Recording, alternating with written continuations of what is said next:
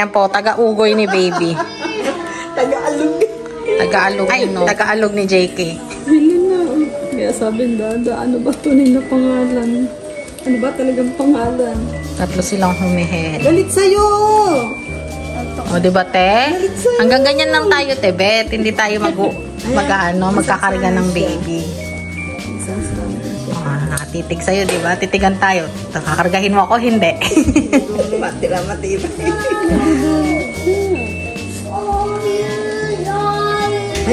So, yung mga kabady, lalabas kami. Kasi, mapapagupit si Marcus. Marcus, look, oh! You hold this. Papagupit si Marcus, mga kabady. Tapos, mamaya, titingin tayo ng kubo sa, ewan ko, saan kami makarating ni Maxine. Wait lang, anak. Nag-lip-tape pa nga. What will you say? Open, please! Later. Ayun na si Maxine. Tara, let's mga kabady. Sabi mo muna, let's go! Sabi mo muna, let's go! Let's go! Let's go! Ah. Ganun dapat, let's go! Let's go! You say, let's go! So, good morning mga kabady. Yan ay mga estudyante ko. Nakitan ko sila. Pero binlow dry ko muna yung buhok nila. Bago ko sila ipitan. Pati si Ate Macy. Pati nga, ipit Ate Macy. Ipit mo. Tapos, baon sila. Nag-breakfast sila kasabay ni Kabads. So, eto mga kabady yung lunchbox nila. Ito mga kabady yung lunchbox nila. Kompleto. May juice, may seaweed. May rice sila. Pero half day lang sila. Pero nagbaon sila rice kasi hindi namin sila pagpabaunin ng pera. Tapos ito yung tumbler.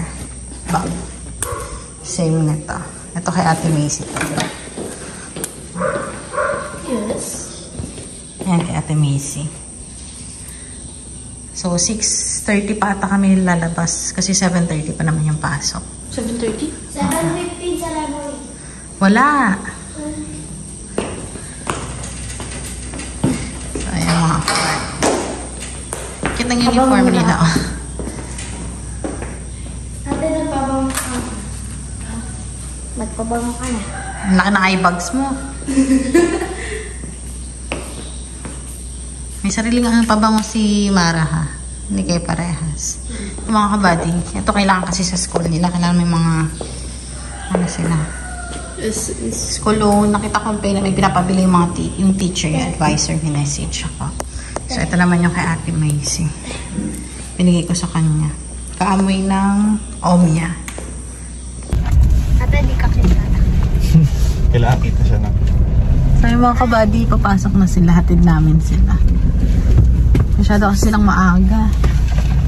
6:18. Kasi traffic. Advance kayo ng 1 hour. Advance ng 1 hour. Parang pakalayo, ano. Pero mas okay nga, diba? Kung hindi kasi ma-traffic niya, sigurado yan. At yung mga estudyante, mga kabady dito. May elementary school dyan. Ito nag-aral si Kabads. Yan na yung mga estudyante. Ayan na si teacher. Ayan na. Si Ma'am Santos. Ayan, mga estudyante. Nalabasan, buti nga walking distance lang sila. Ba't may ganong color? Saan? Yung ganyan, gray. Ay, brown. Elementary. Hindi, green yung elementary. Sa lalaki, gano'n. Ah, galing. Separate. Ano, green din yung sa lalaki. Green. Brown. Ah, brown. Ah, dami estudyante. Ang liliit nila. Dark blue yung boys sa Iba-iba nga yung mga pasada. Dati si Kabats nagkaganyan eh. Tapos may ano ka, diba? May service ka ba dati? Kumukontrata din siya ng service. So, ayun na mga kabady. Dito na kami. Aga namin. Wala pa. Ayun no, may student to no. tayo. So, good afternoon mga kabady. So, dito kami ngayon sa simbahan. Nakapagpa-schedule na kami. So, kakausapin ko na. Actually, na-message ko naman halos lahat ng ninong at saka ninang na kinuha namin. Tsaka yung mga nagpresenta. So, ililista ko sila mga kabady. Kasi lahat sila ililista natin. Pupuntahan namin yung venue kasi hindi po kami sa bahay. Dapat sa bahay, kaso nga lang ang magiging problema namin is yung CR namin kasi isa lang yung common CR. Tsaka yun nga, yung iba namin kukontakin dapat ni Maki. So let's go mga kabady. August 31 daw babalik namin tong papel. So ayun, lista.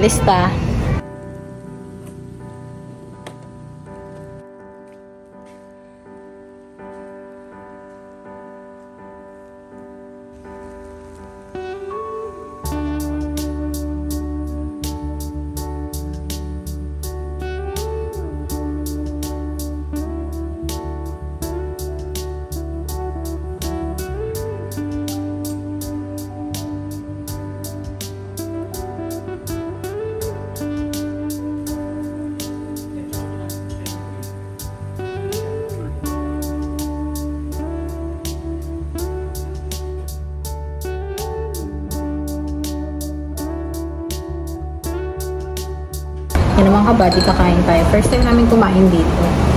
Sa Kaupod, the rest. Ay, Kaupod Cafe. Tapos nag-order kami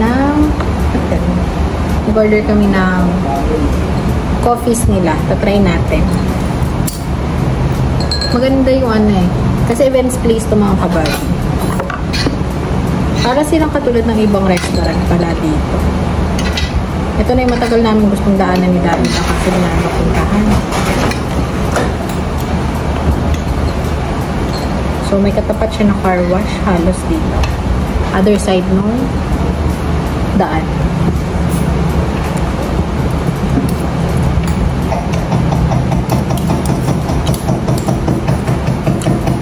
May mga simliam po. Sa akin sisi. Tikman natin. Pero tikman din natin sa kanya.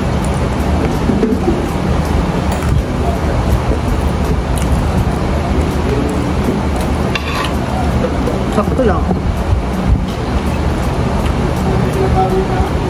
Puro taba.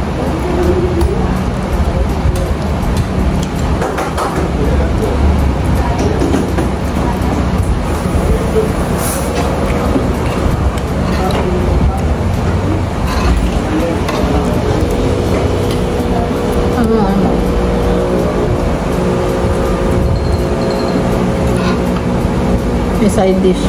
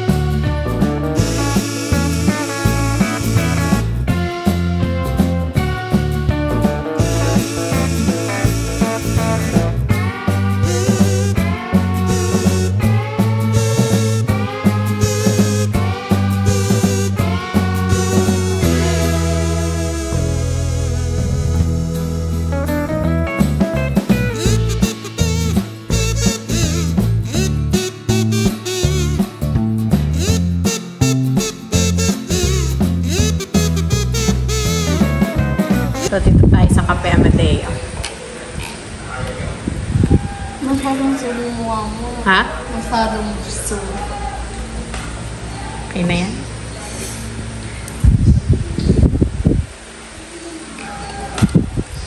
So, balik ako. Matapang, walang sugar. May black sila nito eh. So, ito para kay Ate Beto. Talikman ko lang.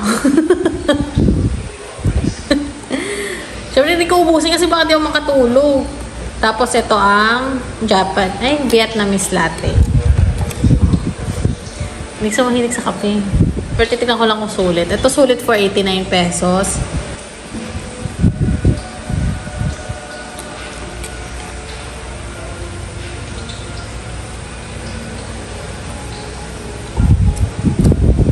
Masarap. Masarap siya. Nasa ilalim yung tamis. So, dapat ihalo mo siya. Feeling ko, condensed yung nasa ilalim. Or, sugar na syrup. Masarap. Parang iba siya sa Vietnamese na coffee. Pero, ano to? Para siyang caramel macchiato. Oo. Para siyang iced caramel macchiato. Tapos, ito masarap.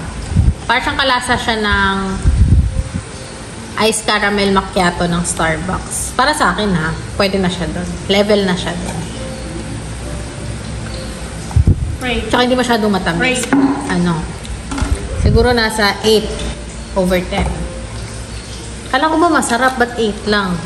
Siyempre baka may mas masarap pa. Diba? Tapos ito, matcha. Hindi kasi ako nagmamatcha. Ito para kay Maxine to.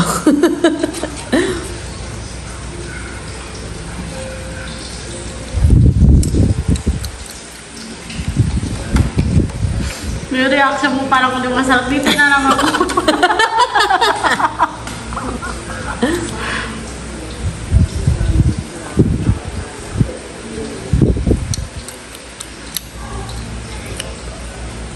Hindi mo siya ganong matcha. Ay, hindi siya ganong matapang na matcha.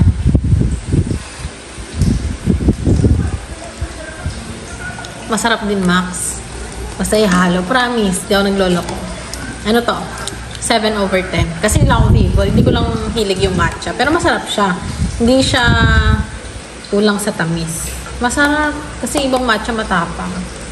So, okay naman. Siguro kapag kakain doon, mas maganda yung kaupod, kainan. 'Di ba?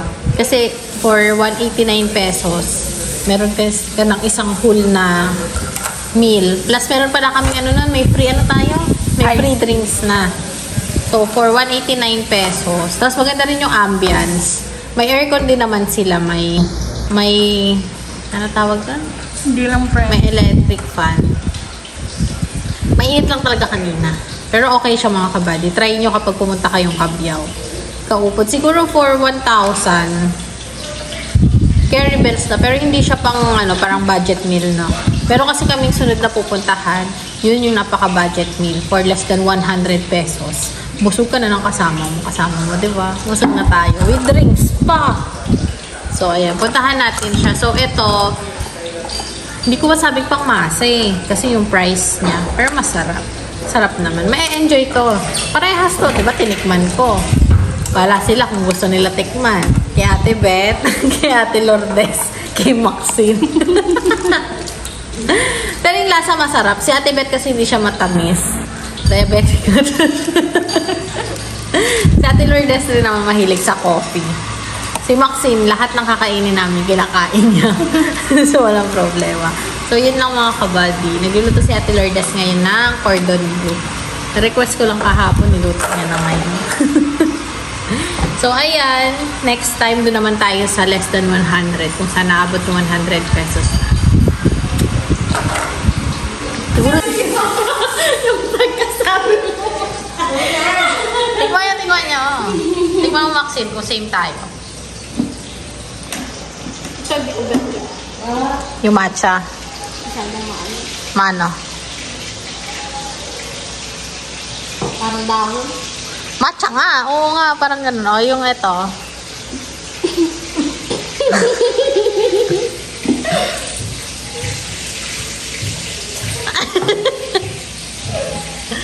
Wala lasa ah! Ang pait lang! Kaya nga, parang kape nga siya lang na tinibla lang sa malamig na tubig, diba? Ito masarap. Diba? Caramel macchiato. Ito gatas. Kala mo yung gatas lang. Yung may gatas. Ninagyam. Ayaw niya daw. Pero yung reaction natin ba? Yung reaction natin ba? Ang pait. Eh, di ba sabi mo masarap po? Ayaw mo may sugar? Hindi naman masyadong. Hindi naman daw mapait dapat. Ang pait talaga yun eh. Ay, si Ate Lourdes, atay ko ba yun, te? Yung may mapait, gusto mo? Hindi naman. Ah, sino ba yun? Baka si Mike. Hindi si Kuya Mang nag-ano dito. Sabi ko pa naman, te, ito ang gusto mo ah. Gano'n mo asukal. Kahit konti. Wala, te. Wala yung sugar, te.